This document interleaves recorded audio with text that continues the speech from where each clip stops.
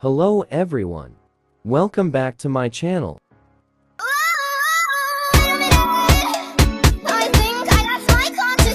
Let's start. First, let's see how you can use rotoscope effect. Open TikTok, go to search option and search rotoscope. Now click on effect. Now click on try this effect. Now record your video and nod your head to activate the filter. That's how you use this filter.